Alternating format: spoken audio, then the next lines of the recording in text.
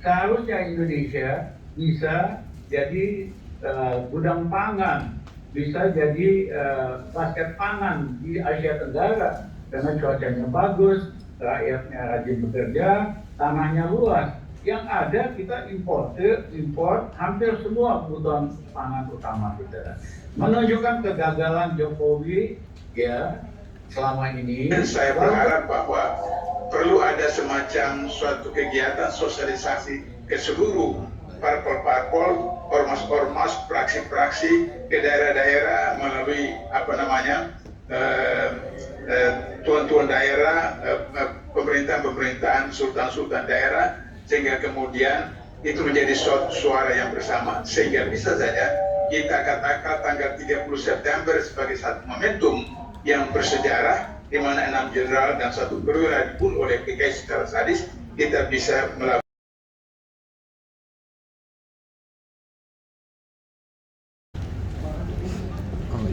Terima kasih. Assalamualaikum warahmatullahi wabarakatuh. Pak Amin, Ubay, Marwan, dan semua kawan-kawan. Saya kira sudah keterlaluan.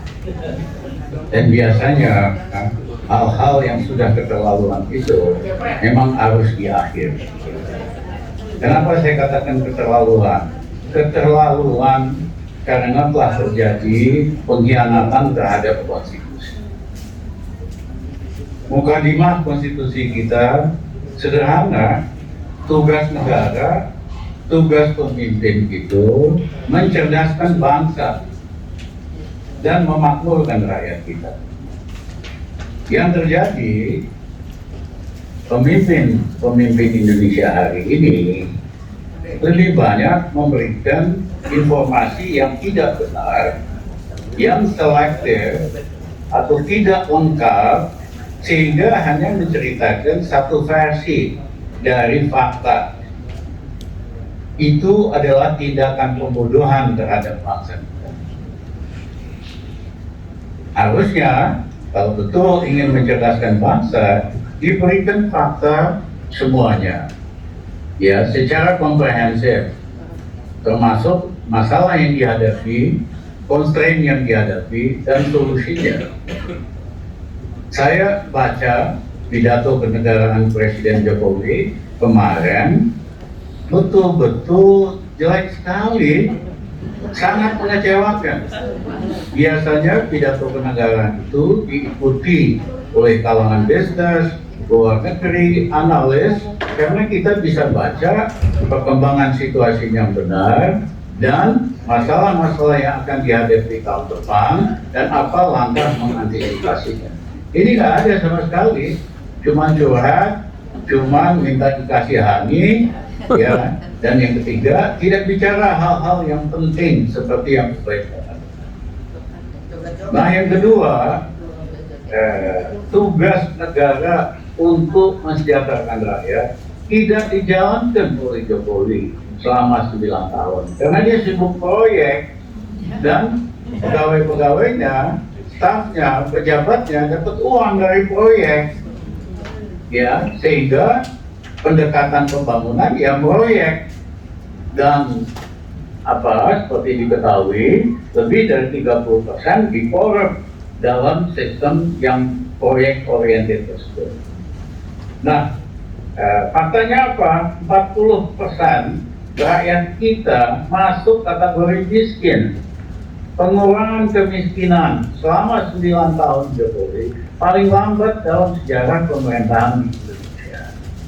Dan yang kedua adalah kebutuhan dasar makin mahal, pendidikan makin mahal, sehingga saya pernah katakan Pak Jokowi ini tampangnya aja merakyat, selfie sama petani puluhan kali, tapi kebijakannya bikin petani di Indonesia semakin miskin dengan menghapuskan subsidi pupuk, dan yang kedua dengan terus-menerus mengimpor produk pangan.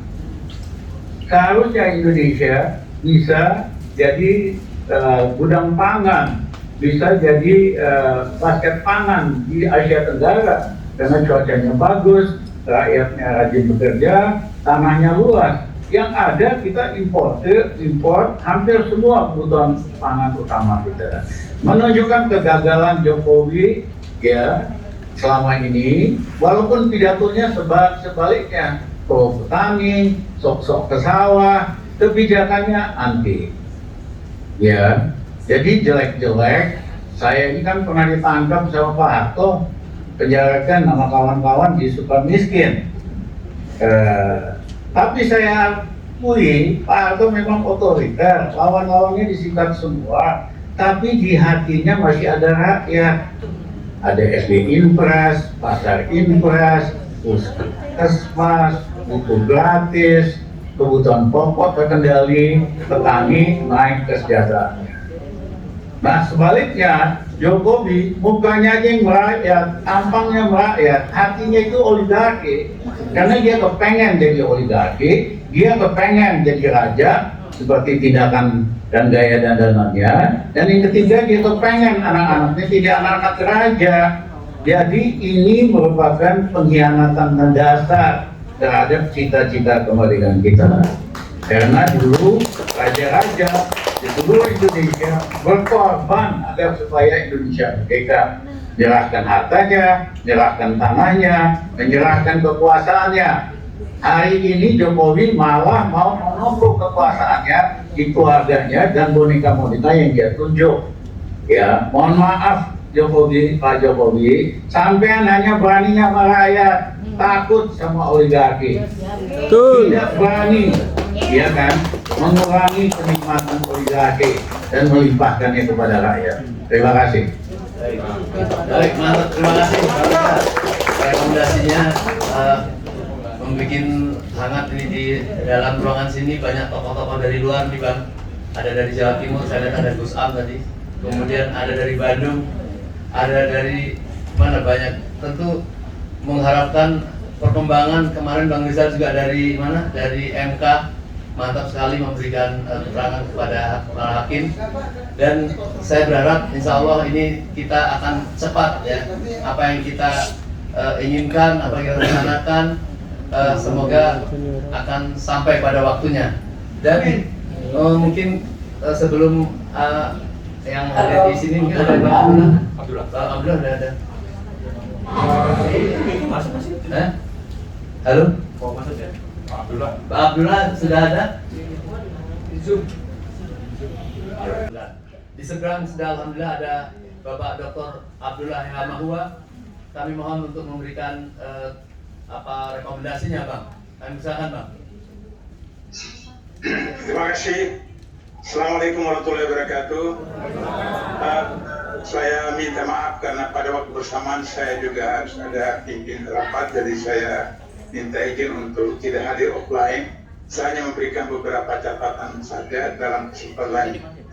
Yang pertama, berdasarkan Undang-Undang Dasar 2002, Pasal 7B, Ayat 1 disebutkan untuk melakukan pemakzulan atau impeachment kepada seorang presiden, maka harus ada putusan DPR yang dibawa ke MK. Ketika MK setuju, baru dibawa ke MPR untuk disidangkan. Itu yang pertama yang harus kita ketahui. Yang kedua, bahwa dalam sejarah Republik Indonesia yang ke-78 ini, Soekarno adalah pimpin besar revolusi, panglima tertinggi ABRI, presiden seumur hidup, tapi bisa dilansirkan pada tahun 1967. Yang kedua, Soeharto adalah bapak pembangunan yang berkuasa selama 32 tahun, tapi juga bisa dilansirkan pada peristiwa gerakan mahasiswa 97. Oleh karena itu, maka kemudian sekalipun untuk melengsarkan Jokowi itu berdasarkan Undang-Undang Dasar tahun 2002 harus melalui MK, sedangkan MK itu adalah dipimpin oleh adik iparnya, dan kemudian DPR mayoritas itu paling tidak 7 partai adalah partai dia, seperti itu, maka itu berat sekali. Tapi disebabkan karena pengalaman tahun 67 dan 97 ketika MPR diduduki oleh ribuan mahasiswa, ribuan pelajar, ribuan pemuda, maka kemudian beberapa anggota pimpinan MPR dan kemudian beberapa menteri-menteri menyatakan mengundurkan diri dan kemudian setuju Soeharto dilantik. Jadi poin yang ingin saya sampaikan adalah bagaimana gerakan ini bisa sampai kepada tingkat betul-betul memaksa DPR dan MPR untuk mengajukan ke MK untuk bisa sampai kepada tingkat impeachment. Jika tidak, maka harus dipahami jangan sampai situasi itu dimanfaatkan oleh Jokowi untuk kemudian melakukan apa yang dilakukan oleh beberapa anggota MK beberapa hari yang lalu, yaitu dalam keadaan darurat, maka kemudian pemilu bisa ditunda. Kalau pemilu ditunda, maka kemudian beliau akan melakukan perpu, menerima perpu macam-macam itu kemudian bisa mengakibatkan kondisi lebih parah lagi. Tentu saja Bapak sudah tahu dari saya bahwa 100 orang ini sudah ada dalam daftar PJ untuk kemudian kapan-kapan saja untuk ditangkap. Tapi bukan personal ditangkap atau tidak. Sebagian besar kita itu sudah punya pengalaman ditangkap, ditahan dan seterusnya. Tapi jangan sampai kemudian mengakibatkan Jokowi bisa melanjutkan lagi kepimpinannya dengan cara menerbitkan perpu darurat, kemudian pemilu dan tunda dan seterusnya. Yang terakhir, saya berharap bahwa perlu ada semacam suatu kegiatan sosialisasi ke seluruh parpol-parpol, ormas-ormas, praksi-praksi ke daerah-daerah melalui tuan-tuan daerah, pemerintahan, sultan-sultan daerah, sehingga kemudian itu menjadi suara yang bersama, sehingga bisa saja kita katakan tanggal 30 September sebagai satu momentum yang bersejarah, di mana 6 jenderal dan 1 perwira dibunuh oleh PKI secara sadis. Kita bisa melakukan suatu gerakan pada tanggal 30 September itu untuk kemudian sampai seberapa jauh ada perhatian dari DPR untuk kemudian bisa memerhatikan aspirasi kita. Terakhir, jika kemudian itu tidak berhasil, maka kemudian pada Februari 2024 kita kampanye sosialisasikan jangan milih caleg, jangan milih partai yang mereka selama ini mendukung Jokowi dan tidak mendukung petisi 100. Itulah satu cara untuk kita menghabisi mereka pada waktu pemilu 2024 dengan cara mereka tidak dipilih lagi, baik caleg maupun bupati, gubernur, wali kota. Ini beberapa rekomendasi saya untuk barangkali menjadi bahan untuk bisa dipersiapkan beberapa waktu depan. Paling lambat tanggal 3 Desember harus ada momentum gerakan yang signifikan. Saya kira itu catatan saya minta maaf karena saya harus lanjut lagi untuk memimpin rapat. Jadi saya sampai sekian. Terima kasih. Wassalamualaikum warahmatullahi wabarakatuh. Waalaikumsalam warahmatullahi wabarakatuh. Terima kasih Bang Abdullah. Sangat jelas sekali rekomendasinya bahwa memang sebelum jauh-jauh hari petisi 100 ini mau melakukan roadshow ke daerah-daerah, tapi bahkan justru dari daerah-daerah yang meminta untuk dijadwalkan adanya gerakan petisi 100 ini, dan ini yang sedang dikoordinasikan. Dan para hadirin, kita tahu bahwa hampir seluruh pembicara gamblang berbicara tentang Jokowi ya. Karena memang sesuatu yang memang tidak ada kebaikannya itu gamblang dikatakan. Kalau masih ada samar-samar, orang bilang samar-samar. Ini orang-orang halus, itu sudah tidak ada rasa kepercayaan kepada kemampuan rezim ini atau Jokowi untuk memperbaiki negeri kita ini. Tentu ada yang sangat gamblang juga berbicara tentang Jokowi ini. Di sini adalah Bapak Taufik Baudin. Tapi mungkin sebelumnya disimpan nanti untuk terakhir.